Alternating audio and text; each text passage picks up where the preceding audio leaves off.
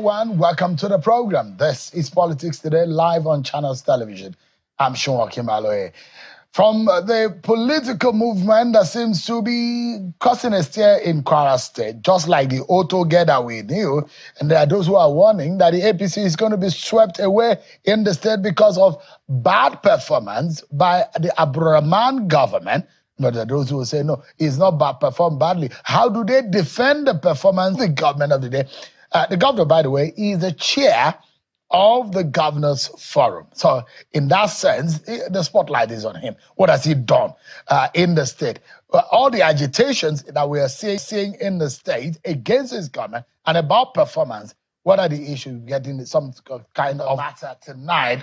Where is Bukola Saraki in the scheme of things? The PDP and its resurgence, is he also part of the deal? Will be get inside tonight on the program. And also, I will be giving you details of what happened today. The House of Assembly in Edo State has suspended all the 18 local government chairmen and their deputies with immediate effect for 2 months.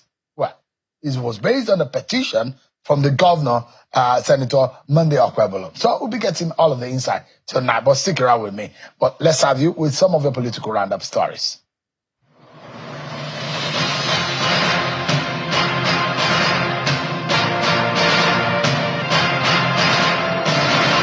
President Bola Tinubu has approved new terms and conditions for officers and men of the Nigerian Armed Forces. The new regulation was signed at the meeting of the Armed Forces Council, chaired by the President in the State House in Abuja. The terms and conditions, which are usually reviewed at every 5-year interval, was last reviewed in 2017. Minister of Defense says this will make the Nigerian Armed Forces more efficient, just as the Chief of Defense Staff, General Christopher Musa, says success has been recorded in the fight against the new terror group called Lakurawa. The House of Representatives has resolved to invite the Chief of Defense Staff, the Chief of Army Staff, and the commanding officer of the 177 Battalion over an alleged unlawful arrest and detention of a community leader in Nasarawa State. Honorable Mansur Soro, who moved the motion during Tuesday's plenary, explained that on December 9, 2024, the community leader, Bello Badejo, was arrested in Malia Town, Nasarawa State, by officers of the 117th Battalion of the Nigerian Army, with no prior invitation or court order.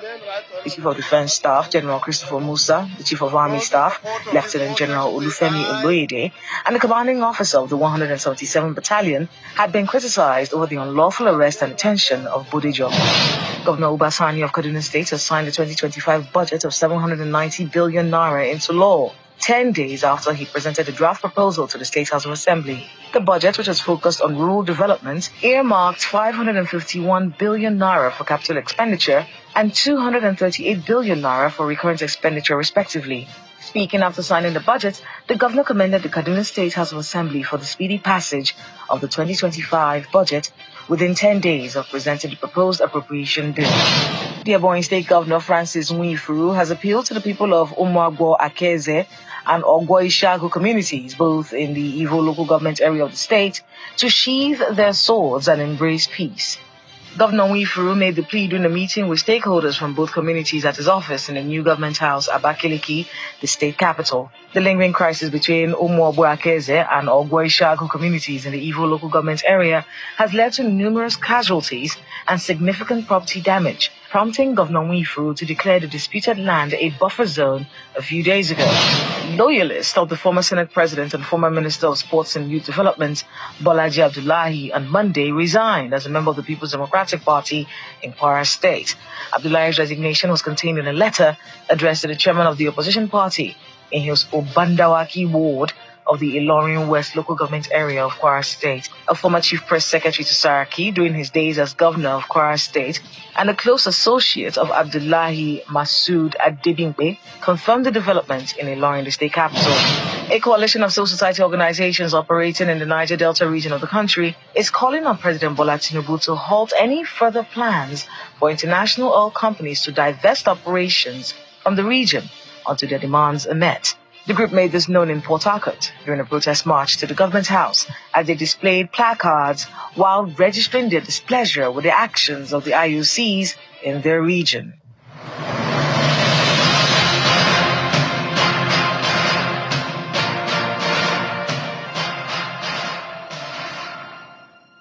Thank you so much, everyone, for staying with us. Let me perhaps give you some insight into what is happening today in Edo State. It does look like the governor, since assuming office, has really upturned a lot of what he saw is seeing as not the right things happening in Edo State since he assumed office. And some of the things that he has done include checking what is happening in the health sector, in the education sector, and in terms of infrastructure in the state. Perhaps what has caught his attention this time around is the administration of local government in the state, and he's written a petition to the House of Assembly, and the House of Assembly in Edo State today had ruled for a suspension of the 18 local government chairmen and their deputies with immediate effect.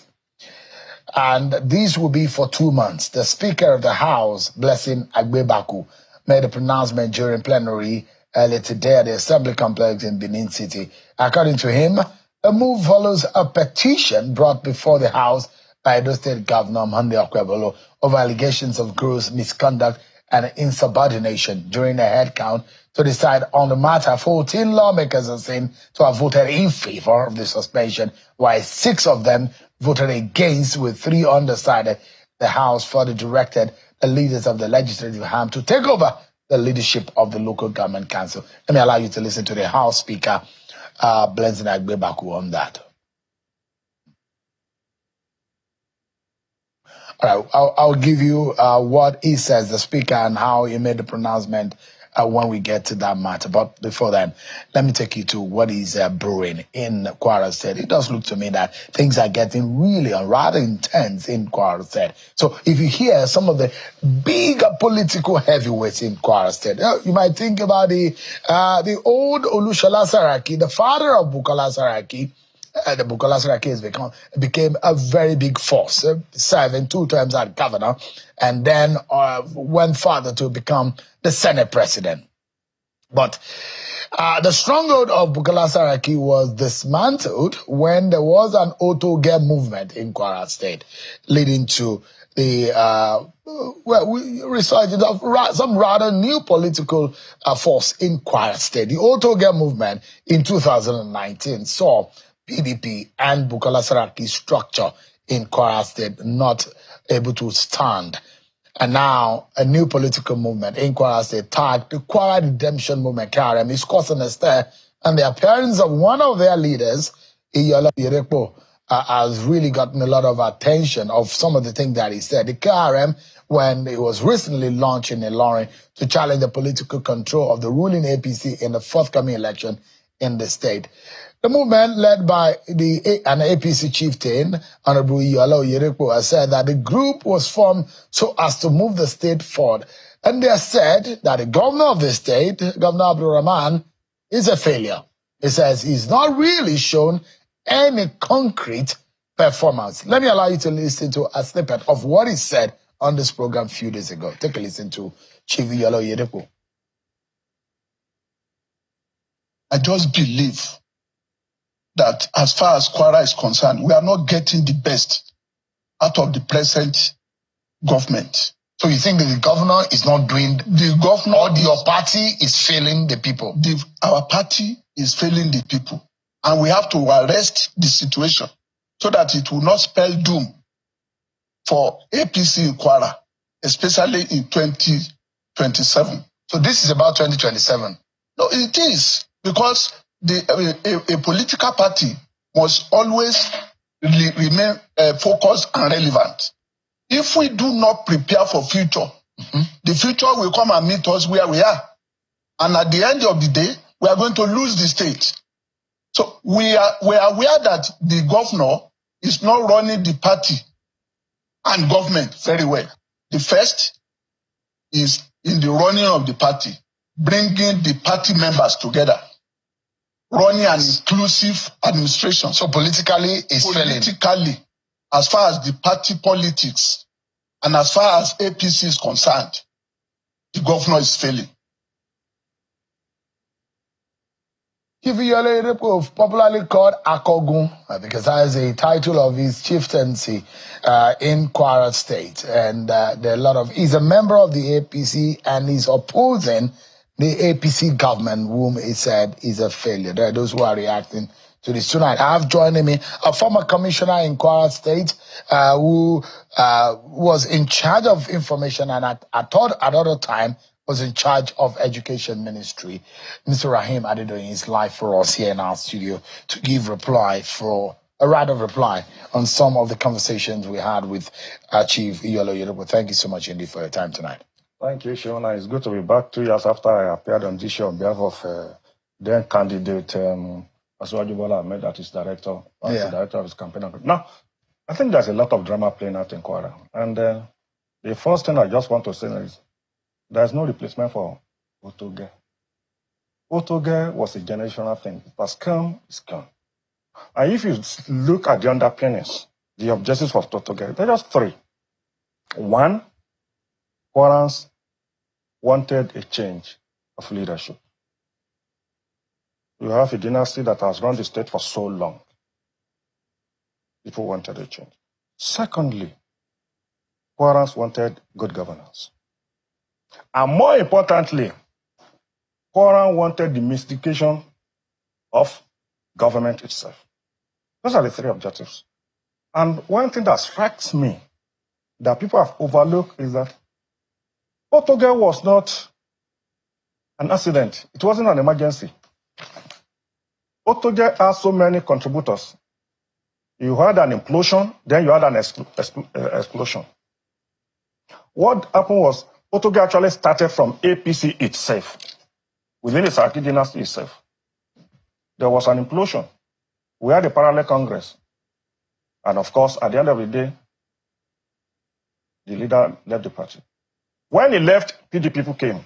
What we were doing at our one hand was like, doing area bombing. If you are going to conquer a territory, you must hold the ground. You put troops on the ground. PDP people came, joined forces with us, and of course, but you know what? Kwarans were the real hero of Otoge. So, All right. So let me ask you. Hold on, yes. Mr. Adedoyin. Yes. You served the Bukola government. Bukola Saraki government. Oh, definitely. But you were part of the Otoge. Yes, I was part of Otoge. Now, that's what I'm talking about, implosion. Yeah, in the APC at the time. In the APC. So there are those who believe that the Otoge was about Bukola Saraki at the time and the political structure of Bukola Saraki, which the Otoge swept away, right or wrong?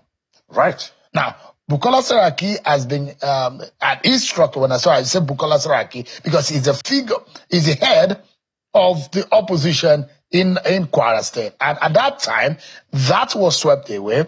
And massively, a lot of people voted for the APC at the time. Fantastic. But there are those who are saying that, now, yes, they were carried away by the Otoge slogan and the promises of Otoge. But it does look like, with those promises, nothing ever came. Exactly, that's where I'm going. Three things. Didn't get it. The first one is demystification of government. In the past, it can't be anybody, it can't be somebody except somebody said you should be. Godfatherism. That doesn't happen in Kwara. And political influence on... It does not happen in Kwara. So it stems from one person. That is one goal achieved with Otoge. Yeah. Okay? Yeah. The second one is, of course, you want to be able to govern very well. And how do you measure government? How do you measure governance? Impact. This conversation is going to be so interesting. I'm from where you are. You are from Kwara, I'm from Kwara, you are from Kwara South, I'm from Kwara South. I'm from Record. Let's start the conversation there. You are from Oko. There's a person called Dr. Adewumi in Oko. It's a one-man government. He has done so much for that community. But there was a problem. Healthcare, fantastic. We call it small London, Oko. Okay? Fantastic. If we have the fastest growing university there, TAU. Okay? And then, of course, you have all those. But there was a problem. It could not be assessed. And he then partnered with the government of Kwara State. He's a friend of Abdurrahman Abrazak. And what did the governor do? The governor decided that Oko must be accessed so that people can have access to all these facilities. So Oko, that would take you, your community, that would take you 30 minutes to get from Omana, takes you just 8 minutes now. That's what Abdurrahman, that's impact. Then where I come from, because I always say politics is local. All this grandstanding about statistics, I don't like esoteric figures. I talk about what has impacted my people. I'm from Oro Kingdom. Okay? The same place from Lai Mohammed. From Lai Mohammed. That's very interesting. Yeah, it's interesting because Lai Mohammed was fingered in how the Otoge, the APC, and Abdurrahman came into office. Fantastic. That's correct. It's correct. Again, that's what I was talking about, implosion in APC. Don't forget, maybe if Dr. Bukola Saraki had not left APC, maybe we won't have a real Otoge. In leaving, he lost the cover, federal cover. So we're able to do what ordinarily we probably would not have been able to do if we were still in APC. Okay? And Lai provided us that cover. He was the minister. But who were the one doing the work? I was there. There was an implosion. Okay? But don't let me divert from the issue of achievement of Otoge, the impact. I am from Oro. Uncle Lai is from Oro. Right there at the back of his house is the 50-year-old General Hospital, Oro. It has not seen any government development in the last 50 years. This governor did it. He not only upgraded it, provided facilities, provided AKL staff, and it's running pretty very well. Okay? You talk about road projects. Here in Oro Kingdom, you see between Okerim Oro to, again, a route that leads to Uncle Lai's community. It starts by the same Abraman Abrazak. We talk about a heritage, 97-year-old heritage. That is Oro Grammar School. This governor upgraded that school to a standard where we are so proud now that the entire community is well-served educationally. So that is just Oro. Then Irekodun, forward. In fact, we have about 11 words in Irekodun, by the way. 10 of them are feeling the real impact of this governor. So I'm not here to do propaganda. I'm telling you what is on the All right, ground. so let's break it down further. So there was the popular Ileloko politics in Kwara State. Yes. Ileloko was just a few minutes away, a few minutes drive from the government house. Yes. And that was a home where the late Chief Olushola Saraki lived. And that was where a lot of behemoth of supporters of the Bukola Saraki and Olushola Saraki used to come whenever the late Olushola Saraki arrived into town. And the Ileloko politics, according to Kwara people, will say where the Sarakis determine where to go is where everybody goes. And there are those who say when the Otoge politics came, it diffused Ileloko politics where there was no unification of those kind of politics. Now, in all of this, there are those who say there are people who are behind the Otoge, and I will mention their names. They were behind Abdurrahman. They will say, oh, they were the pillars behind Abdurrahman. So politically speaking, we like to settle that matter because Chief Yolo Yedepo mentioned that this governor has failed politically in carrying along those who helped him into office. And I'll mention at least 10 names to you. Please, and I would like you to know, to tell me whether or not these people are still with Abdurrahman Abdurrazak. Yes. Mr. Bolani Wabiobi, is he with him? Go ahead.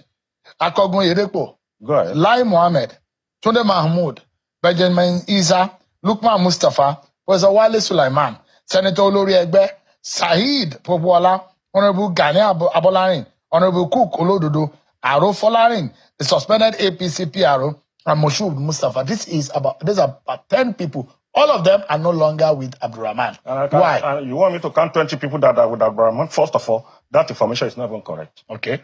Professor Wale Sulaiman is with the governor. And he's in good times. He spoke with me yesterday. Wale Sulaiman spoke with me yesterday. He buried his mother today. He invited the governor. The governor called him. I would be surprised if the governor wasn't there today. There's a lot of... Are you denying the fact, Mr. Rahman, Ms. Adedoyin, that this governor understands the politics of the APC? Because if he does, why are all of these? Because most of the troubles that we are seeing... those who are... Just a moment. Most of the troubles that we are seeing politically are from the APC internally. No, they're not from APC. Okay. Most of it. Did you ask Akogun if he's still a member of APC? He said yes, he is. Why will he say that? He said he is. Why will he say that? And that's what I love when I look at the real meaning of the Kwara redemption program. They're actually in need of redemption. They misled people to believe this governor wasn't doing well. And we said, okay, no problem. The test is in the election. If he hasn't done well, the electorate will show him the way out. He was re-elected with massive votes. They went to SDP, okay? And they lost. They lost right from their polling. Look, let's not dramatize. I mentioned over 10 people. And I've told you... You said Prof is still with him. Of course. What about Lai Mohammed? Uncle Lai, I don't know his politics. Where is Kukolododo? There are certain things. Where is B.O.B.? Kukolododo is not anti-Rahman. Yeah. But is it with him? Where? These are the people who fronted. No. Where is Senator Olori Egbe? It's with him. Who defeated Bukola Saraki in his Again, get it right. Let's have a good conversation. Otoge, I've said, should not be misinterpreted to think that there was a face. And that face is Akogun or is Uncle Lai. No, they are not. Okoge was a movement. It was a unique, But is Abdurrahman representing the Otoge factor? Absolutely. Is he delivering governance to the people of Kwara State? Absolutely. And I'd like to, can you tell us, Mr. Adedoyin, how many projects in the last 6 years that this governor has come into office that he has commissioned? That's the problem you have. No, I'm asking you. Hold on. Why do you need to commission a project before it is put to use? Has it commissioned anyone? It doesn't even need to commission a project before it is put to use. The question is very straightforward. Because I've just told you has he commissioned any project? He will have. I'm sure he did. He did. Yes, I even remember one. He did in Isiah Musam Road. Even the ambassador of France was in Isiah to join to commission. Look, all this esoteric. Let me ask you, the Tanke flyover. Yes. What about that project? That's one of his flagship projects. It's going to be perhaps the biggest or the second biggest flyover in the whole of Kwara State. What has become of that project? It's still work in progress. For how many years? I don't know. It's still work in progress. Is that how governance should be run? Oh, certainly. I've told you, it's very easy. You are looking at one item, and I'm looking at what has created impact almost statewide. Okay? And I start from our environment. Politics is local. If Abraham were to run for re-election again, believe me, he will win. Forget all this drama. BOB you are talking about, BOB will not say it's anti-Rahman. They had disagreements within APC. They moved to SDP. Okay? That's why I said they need redemption. If they are back in APC, look, you can't destroy and build. That's what they are doing. You want to destroy APC, and then you say you want to build ABC. You can't do it. You can't. If there are issues, resolve the issue, you can restructure, you can upgrade. But when you destroy, APC has a soul. It's not a building that you just destroy. That's what they're seeking to do. You said redemption. Redemption, who are you redeeming? They should go and redeem themselves because the truth of the matter is this governor is loved. You're a journalist. Send your crew to Kwara State. Send your crew we have to a crew on the ground. Yeah, let them tell you what is going on in Record, for instance. Where me and you come from. You see Oro, Isiah, Agoda, Anaduro. That covers forwards. It's been done now. You see Omaro Oko, I mentioned it's been done now. You see Agashe, Okeya, up to Ibaga. It's been done now. And of course, I mentioned about 2 projects that have been done in his first time. In my own local government. So you see, even in a... What about the Northern Senatorial District? Oh, why do they feel... No, just for a moment. Why do they feel neglected under this government? No, they don't. As a matter of fact, the pivot of the government project, as far as I know, is Kwara. He said that before he was elected. I was the chairman of his manifesto committee. You know? He said that before he was elected. Go to Barishin, go to the Kayama. It's complementing federal government projects in those areas. It's opening up the place. Go to Baruti now. You know what they are enjoying now? They are enjoying a campus of Kwara State University. Go to OC, they are enjoying a campus. What this government does is to be able to say, I'm promoting equity. And you need that. Government is not just about structures. It's also about humanizing, the way you govern. Mr. Adedoyin, you manage the reputation of the government under Bukola Saraki. Yes. And at some point, it became a disastrous controversy under this government when the 17 billion naira worth of contract for Kwara to rehabilitate Kwara Hotel came up. How is that related to me working for Bukola Saraki? No. I'm saying reputation-wise. You manage and reputation. I'll tell you what I did. And I'm saying that let me tell you in terms of reputation, what do you... Because you're defending Abdurrahman and the government. And I'm asking you, how much of reputational damage do you think that has caused his government? 17 billion naira to rehabilitate Kwara Hotel? How much does the hotel worth in itself? If I was still an active reporter, I should be doing an update on that hotel now. How far has it gone? Work is going on there. Who is the contractor? How will I know? I'm not interested in a contractor. I'm interested in if the job is going to be well you were done. once a journalist. I thought. Oh, yeah, yeah. That's what I'm saying. That's you why, still actively on the yes, global board of IBM. Oh, yeah. But the question is that who is the contractor? Is he a homegrown contractor? Because the controversy is that the man is giving the contract to his friends and cronies, those who are close to him, for the sake of politics. And I'm simply saying to you, 17 billion naira. Something looks so big to you. It looks. Did you see the BOP? To the people of Did Kwara you see the BOP? State. I saw the BOP. The very poor people of Kwara State. No. You don't reduce development. You don't reduce development to the level you're talking about. 17 billion to do what? For an hotel. No, not for a hotel. Not just for an hotel.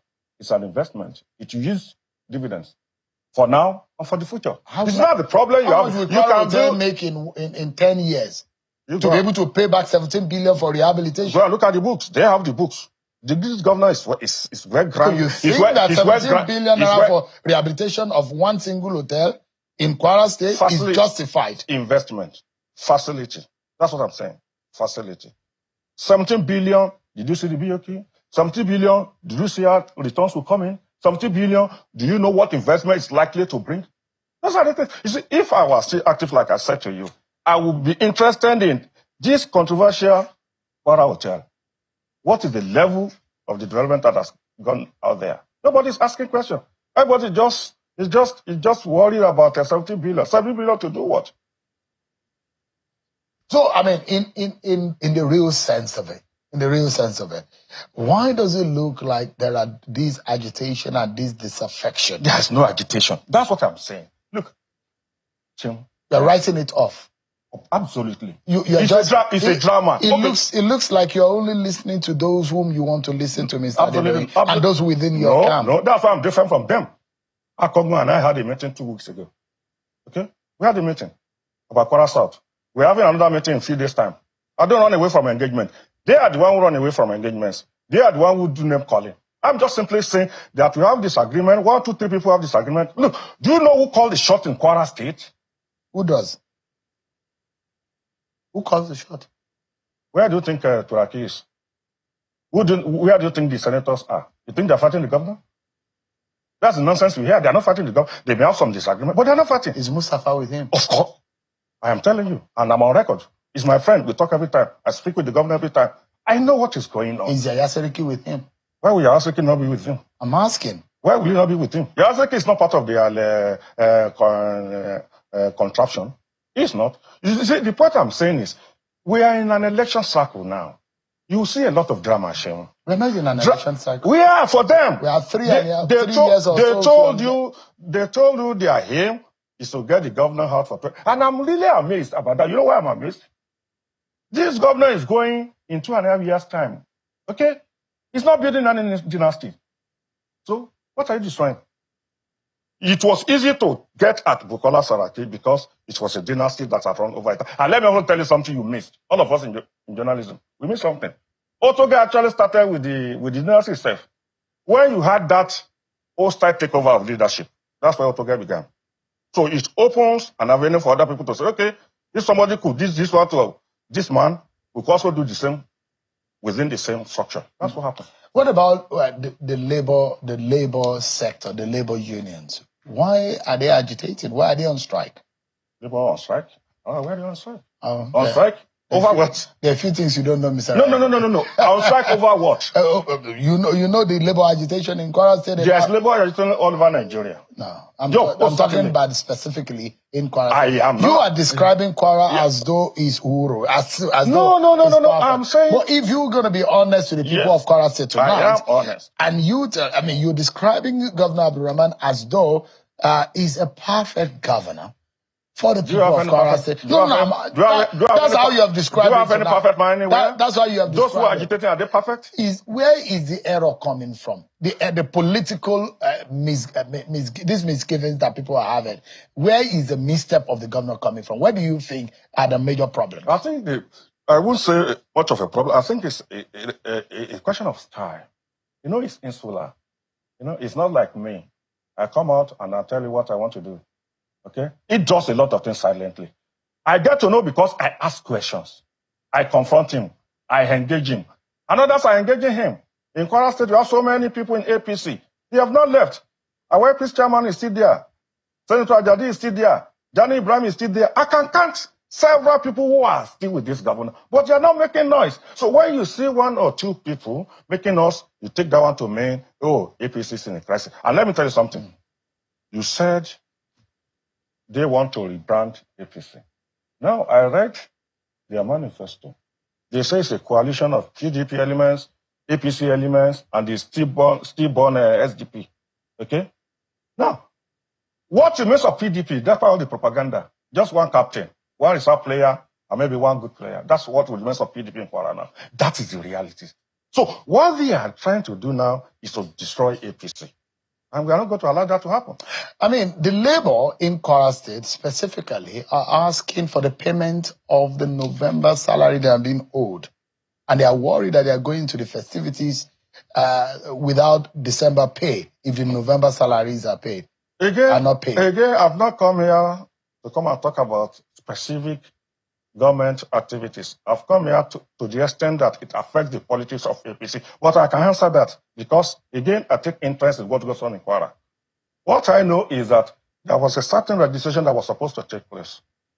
And it was supposed to do a kind of a caption. And I said, look, do this registration. Once you do the registration, you are captured, you will be paid. Those who have been captured have been paid. That is all I know about that issue. So it's not as if there's a massive labor agitation in Kwara. There's none. Well, why is your governor being referred to as an absentee governor that stays more in Abuja rather than stay in the capital to govern the state? Do you know where he has been since yesterday? No, I'm asking. Why is he? I mean, the people who are calling an absentee governor. Who are the people calling the people of Kwara State. Who are the people of Kwara? I'm a Kwaran too. All right.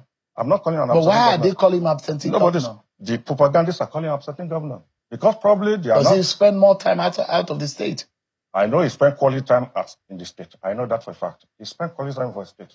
Oh, yes. Are you worried that the same wave of revolution, political revolution that you and your friends rode on in 2019 is looming on your party right now? Absolutely. Once we get rid of those who are sworn to destroy APC, we'll be good. That's not like that. I've told you Otoge was just a one-off thing. It has come, it has gone. And the governor has sustained the spirit of Otoge. You can become whatever you want to become. In fact, one of the calls I had with the governor, leading to 2023 was, people will come to me and said, I want to be senator. I want to be House of Rep. And he said, go ahead. Go ahead. Everybody go ahead. It's a free word. Go ahead and go. And I said, no. There are certain people who should say, no. Everybody has a right to determine what they want to do with their political life. That is what we are enjoying in Kwara.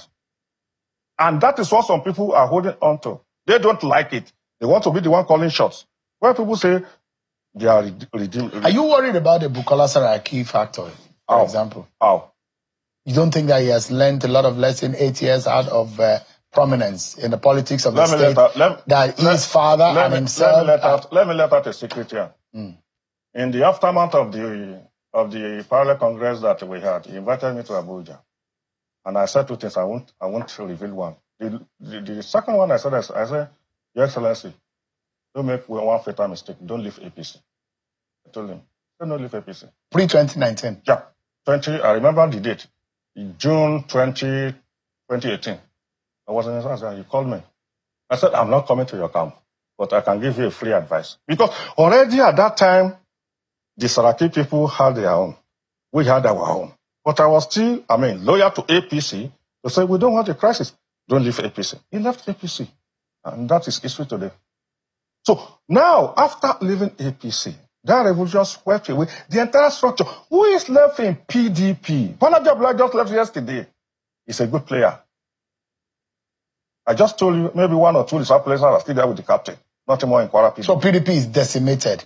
You know that, and I know that. And it's like a tornado. It's like a tsunami. You don't see a resurgence. That tsunami, where is it going to happen? In Kwara South? Or in Kwara North? A lot of people would have thought that Bukola Saraki and the Bloody Nose would have healed by now, and the man is really a tiger when it comes to political war. He's learned so much from his father. You are a GOC. Where are your other officers? Where's your troop? So Bukola Saraki is left in the rain. We shall see when election time comes. Rahim Adedo is a former commissioner in Kwara State and served as an information and education commissioner in Kwara State and speaking on the governance of Kwara State. One thing that is fundamental here is that the people of the state are demanding and they want good governance that will better their lot as the citizens of the state. And there are a lot of individuals who are doing amazing. You mentioned Dr. J.B. Adewumi, Bishop Oyedepo. These are people from Kwara South. Dr. Adewumi is a governance man. Well, I'm not aware of that. I am telling you. And there's a reason for that. Dr. Adewumi is development driven. The government is development. So they have struck a partnership that works for the people of Kwara. Especially those of us in Kwara. There are two universities just within a 2-3 kilometer radius. One by Bishop Oyedepo, one by J.B. Adewumi. Around the same area, these are private sector people who are doing amazing. And let me now tell you the governor's input even to what you have just spoken about. He has just upgraded, or he's going to upgrade the General Hospital Umuara to become teaching hospital for Thomas Adewumi University. That is a partnership that works. That's what we are talking about. And then we meet with the governor. Now they will tell you, oh, no, this governor doesn't have anybody. Thank you so much. I appreciate it. Well, we take a break, everyone, but when we return, it's going to be a time to talk about Edo politics and the suspension of 18 local government chairmen and their deputies with immediate effect for 2 months. Insights into that after this break, everyone. Thank you so much, everyone, for staying with us. So today we do know that the Edo State House of Assembly has suspended all 18 local government council chairmen and their deputies for 2 months with immediate effect. The Speaker of the House, Blessing Agbebaku, made a pronouncement during plenary earlier today at the Assembly Complex in Benin City, the Edo State capital. According to him, the move follows a petition brought before the House by Edo State Governor Monday Okwebolo over allegations of gross misconduct and insubordination. During a head count to decide on the matter, 14 lawmakers are seen to have voted in favor of the suspension, while 6 against, with 3 undecided. The House further directed the leaders of the legislative arm to take over the leadership of the local government councils. Take a listen to the Speaker.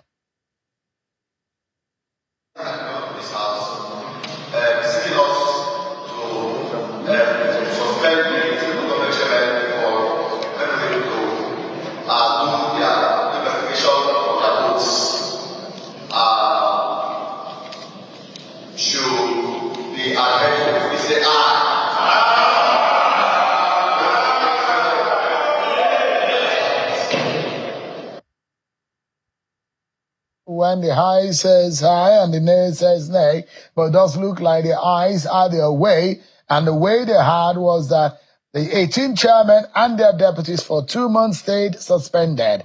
We've seen a lot of activities of Governor Okwebolo in the last few weeks that he took over the office as governor, since it was pronounced as the winner of that election. But what does the opposition think about this? And let's get some legal perspective onto this. So let's get Anthony Hilaba, who joins us. He's a lawyer and a member of the PDP in Edo State. He's live for us on the program.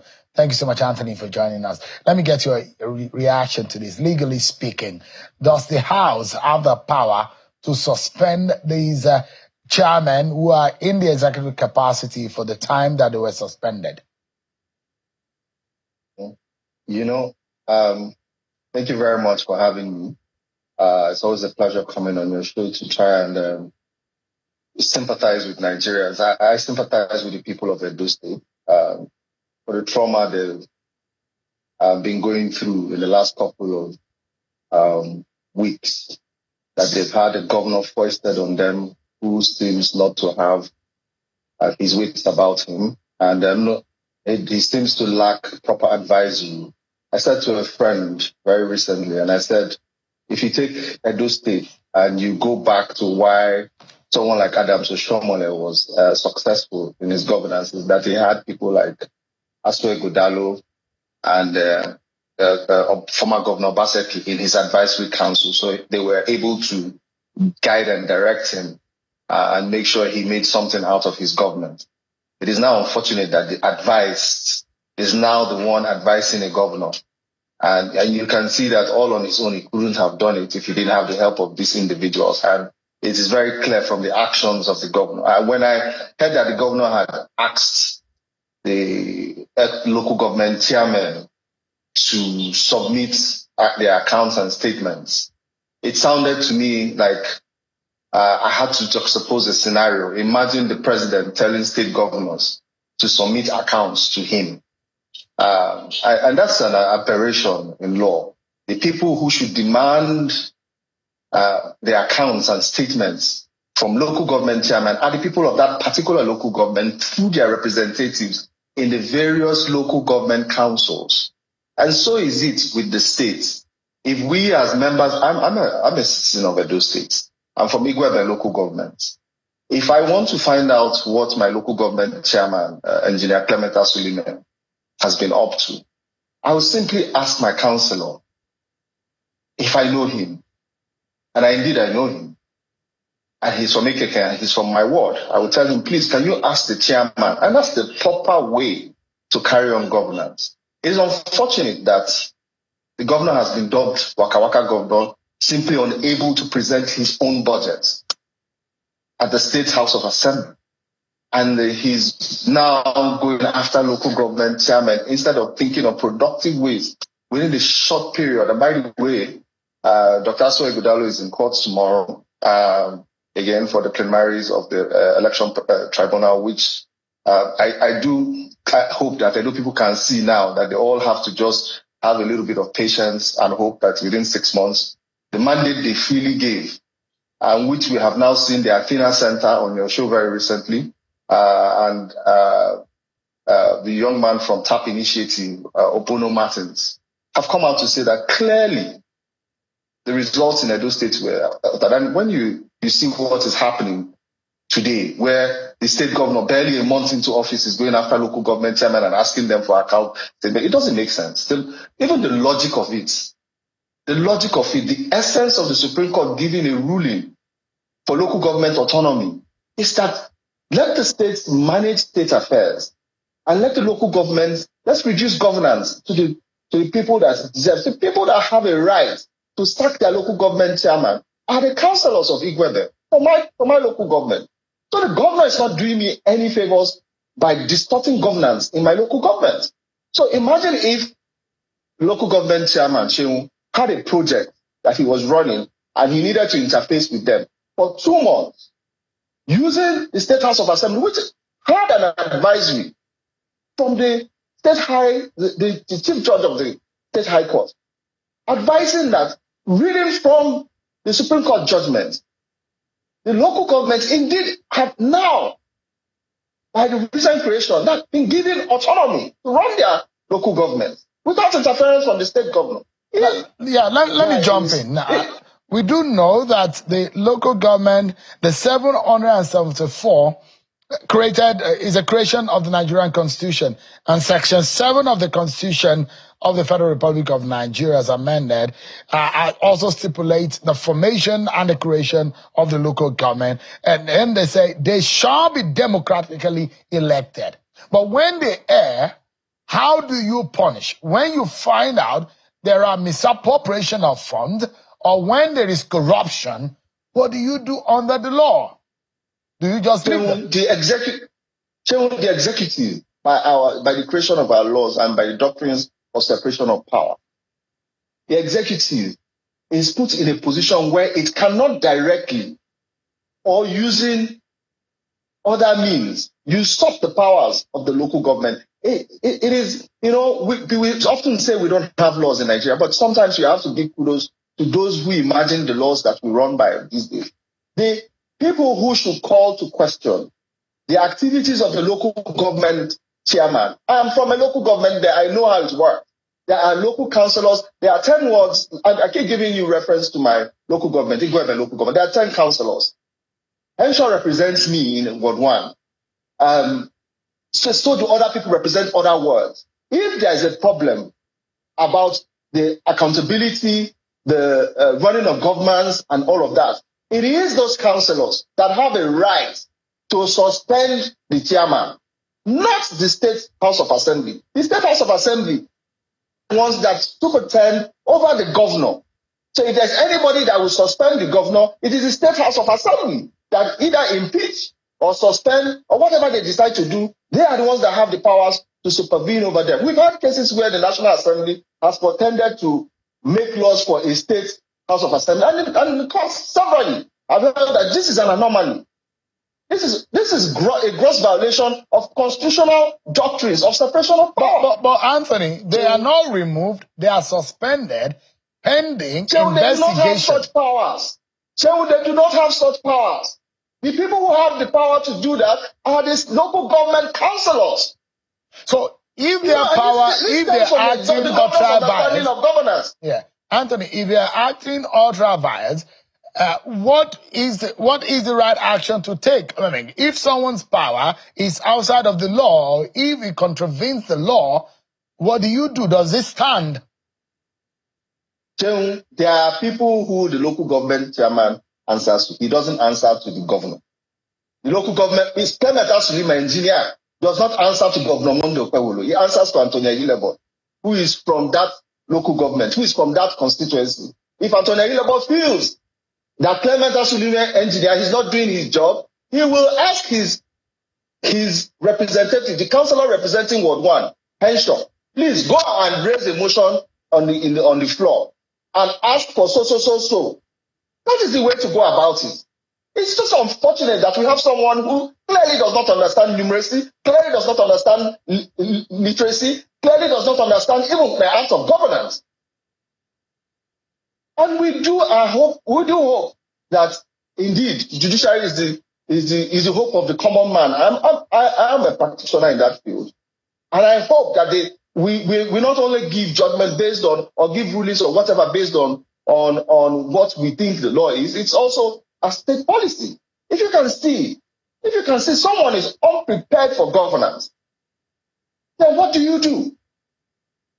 Look at the kind of gaps we have been seeing in the last couple of days. Look at the mistakes, unmerited, uncalled for facts. But in terms of, let's look at it.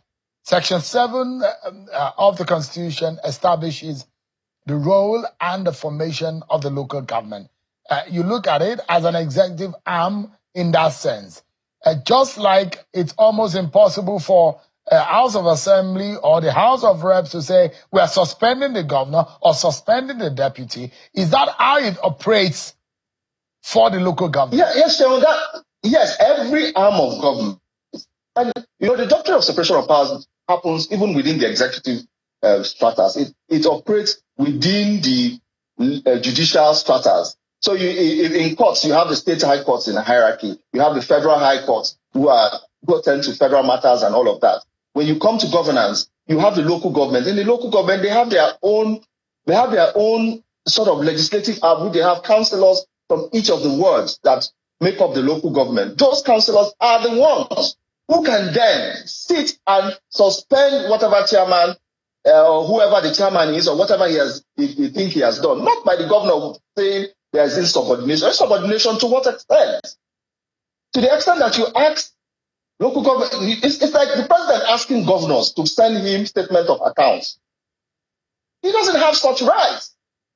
And if they refuse him, they are well within the boundaries of governance to refuse him or oblige him.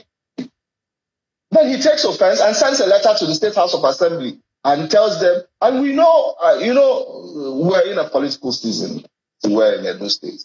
But we do hope that the people can see clearly the sort of governance and where they are going to in the next couple of years, where the rule of law, laid down tenets of governance are being eroded so fast, barely a month after you've been sworn in, you're suspending local government chairmen. How? How is that happening? Because a lot of people have said there are a lot of decisions now that Governor Okpebholo of Edo State is taking, and those are based on the rot he said he has found out since getting into office. That the PDP government of Godwin Obaseki has left the state in a disastrous state, and that's why he's reversing, he's retuning, he's fine-tuning, and is reshaping the manner in which things operate in the state. Does this bother you, actually, when he's saying that he's uncovering a lot of rots? I'm not interested in all this razzle-dazzle. Was Edo State able to pay salaries and pay one of the highest salaries in Nigeria as a time of Obaseki, 70,000 naira? Yes, they were. If I leave my house in GRA and I drive all the way to my house in Igwebe, I have state-starred roads all the way to the front of my house. That for me is governance being delivered. So I'm not here to defend Governor Obaseki. What we are saying is that do not turn governance procedures on its head. The people who should question a local government chairman are the councillors that represent that local government. Outside that, nobody else has the authority to do so. If we started at the micro level of the state, we then ask the president to now have such rights to ask a state governor that he wants something. And if he doesn't get it because he has a cozy relationship with the National Assembly, the National Assembly will sit one day and impeach a governor of a state. That is what we see here. There's a clear separation of powers. There are 3 tiers and 3 levers of power. There's a local government, there's the state government, and then there's the federal government. And we've tried for years to let each one of these strata operate independently. The fact that they are doing so now is as a result of concerted effort by civil society, people who care about governance, to insist that this style of government is implemented so that we can get governance directly to the people. And the people so affected by this governance are the ones who now have a right to push their councillors or tell them, please go to your chambers, have a sitting and question these things. Then the other set of people who may have those rights are the Economic and Financial Crimes Commission, EFCC, or the police, who can decide that. But this will be seen as witch hunting. Because the right people to so Anthony, have the power to investigate. Where does this chairman, so give us an understanding, what political parties, do they belong to the same political parties, the 18 of them? Yes, they are all, you can see clearly that it's just an attempt to intimidate, harass. And some people are even saying that the governor is campaigning because he thinks that he will lose at the election tribunal and they will call for a rerun. So all he's doing right now is trying to find the grounds in which to campaign. Let me tell you, the people of Edo State are very clear about who they chose. They know what they wanted. And I apologize to Nigerians for what you've seen in the last couple of days. That is not a true representation of the quality we have in Edo State. Please take your minds to where you have ever seen Dr. Aswe Godalo talk, and then you'll be impressed about the kind of quality we have. So where do you think that this chairman can go from here? The state suspended, legally speaking, where do they go from here? I mean, I will be calling my chairman after this interview. I'll be speaking to him and offering him free legal service, and he must take this up. And I'm sure what they want to do is waste our time in the courts while they erode the pockets of our combined and conjoined sovereignty. Please let this message go out to the governor that please he should leave Edo State. We see that the IGR has dropped from 8 to 3 billion naira within 1 month of his coming to court. He should raise the IGR, look for more money. He should begin to run government while he tarries till we get back our mandate and we're able to direct the Edo people as well. Right. Look, we had said that by this time we would be giving 50,000 people 50,000 naira. We had sat down for hours to figure out how we would do it, and we had figured out that governments had enough money. As we found out, this is the way Governor Obaseki saved money to be able to pay people 70,000. We would have been giving Edo people 50,000 of them would have been enjoying 50,000 naira as of this point from Dr. Aswe Godalo. Thank you so much. Anthony is a lawyer and a member of the PDP in Edo State. Thank you so much for your intervention tonight. Thank you very much, Sheldon. Thank you for having me. Well, just before we go, let's tell you that the Independent National Electoral Commission, INEC, has today come out to say it has acknowledged and recognized the reinstatement of the national chairman of the All Progressives Grand Alliance, Mr. Sly Ezeokenwa, as the authentic and the duly elected chairman of APGA based on the judgment of the Supreme Court. That's it on the show tonight. Many thanks everyone for watching. It's been a blessed day.